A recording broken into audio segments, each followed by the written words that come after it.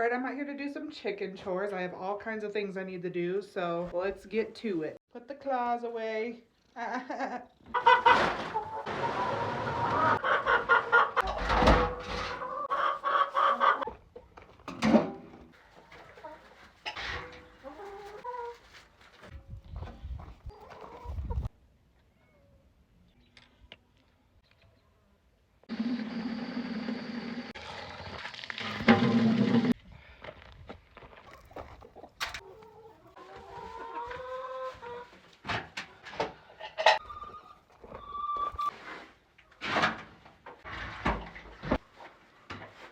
I'm giving her apple cider vinegar water for those of you that don't know.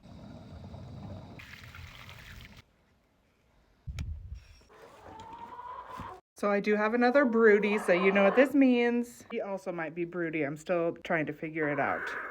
My Morans are just really in the broody mood right now, I guess. So it is decided that her name is Hope, and her friend over here that hangs out with her all day is Joy. Hope and Joy just hanging out.